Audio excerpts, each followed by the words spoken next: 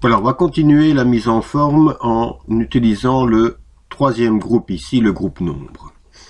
Alors, il y a quelques règles en Excel. Lorsqu'on encode une valeur numérique en Excel, la seule chose qui est acceptée, c'est la décimale, la virgule. Naturellement, si on doit encoder des nombres décimaux, on doit mettre cette virgule. Alors ensuite, on peut modifier l'apparence des nombres. Donc, imaginons ici, je veux faire en sorte qu'apparaisse un séparateur de milliers, c'est-à-dire un point ou un espace entre les milliers, les centaines, les millions et les milliers. Et je vais faire en sorte également qu'apparaissent deux décimales, et on peut lui demander d'afficher en rouge, éventuellement, les valeurs négatives. Donc je sélectionne ce qui doit être mis en forme, et je rentre dans la boîte de dialogue du groupe nombre. Alors, par défaut, je suis en format standard, je vais basculer en format nombre. Donc je clique ici sur nombre. Je choisis le nombre de décimales, je vais en laisser 2.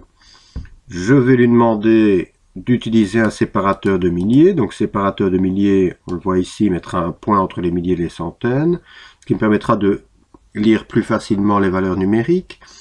Et je peux lui demander d'afficher en rouge, soit en valeur absolue, soit avec le symbole devant, les valeurs négatives. Voilà, je clique sur OK, et en cliquant sur OK, les nombres sont mis en forme comme demandé. J'ai bien un séparateur de milliers, j'ai deux décimales et les valeurs négatives apparaissent en rouge. Premier format de cellule possible. Alors, le format suivant, donc je laisse les mêmes cellules sélectionnées, c'est le format monétaire. Donc je rentre dans la même boîte, je prends monétaire, je détermine le nombre de décimales et je choisis ici, mais la devise à associer aux valeurs numériques. Je vais garder le symbole euro, je clique sur OK, et on voit que les cellules, les valeurs numériques des cellules ont associé ce symbole euro. Si j'ai les symboles dièse qui apparaissent, c'est que ma colonne est trop étroite, donc j'ai juste à l'élargir un petit peu. Voilà. Alors, je peux évidemment choisir d'autres devises. On a ici toutes les devises qui sont répertoriées. Donc si je veux, on va mettre le symbole des livres sterling par exemple, je prends le symbole des livres sterling, je valide en cliquant sur OK, et j'ai formaté mes cellules avec ce symbole livre sterling. Voilà, je vais reprendre euro.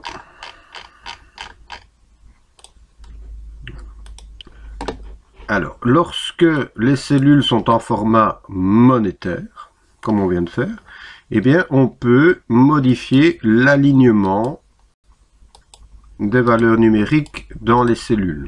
Donc je peux les aligner à gauche, je peux les centrer, je les peux les aligner à droite. Par contre, si on utilise le format suivant, le format comptabilité, là on ne pourra plus aligner à droite, aligner à gauche ou centrer.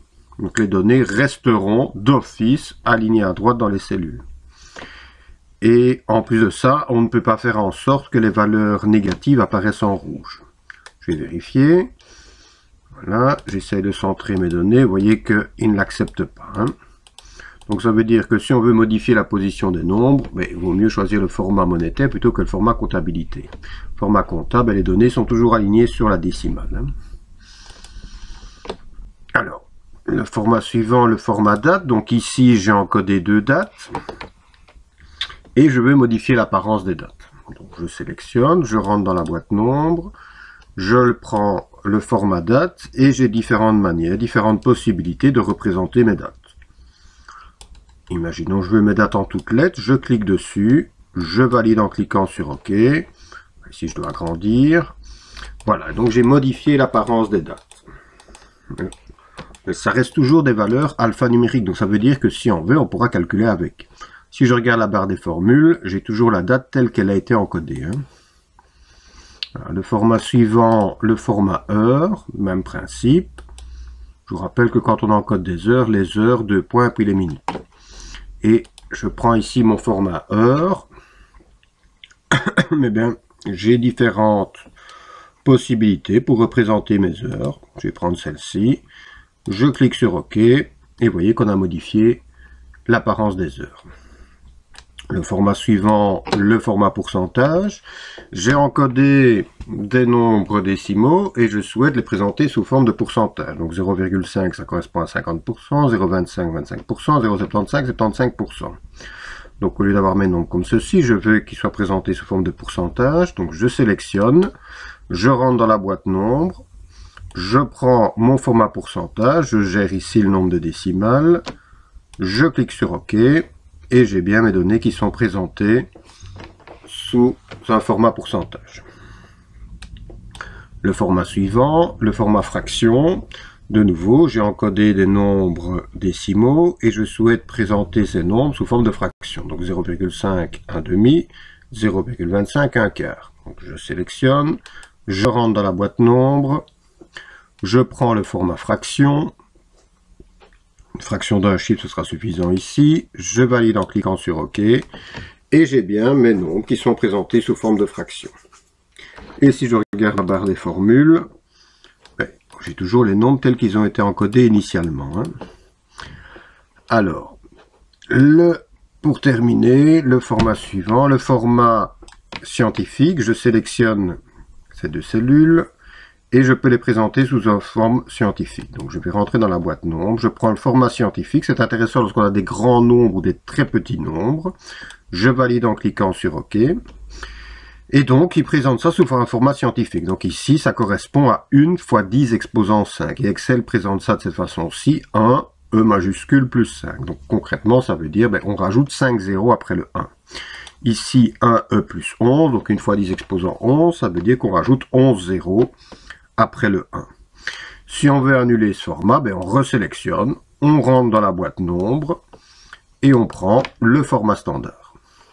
On valide en cliquant sur OK. Alors juste une petite remarque, vous avez ici les principaux formats qui sont proposés. Voilà. Vous avez ici un bouton qui permet rapidement de changer le format monétaire, format pourcentage. Ici un bouton qui permet de mettre un séparateur de milliers. Et ici des commandes qui vous permettent de réduire ou d'augmenter le nombre de décimales. Voilà.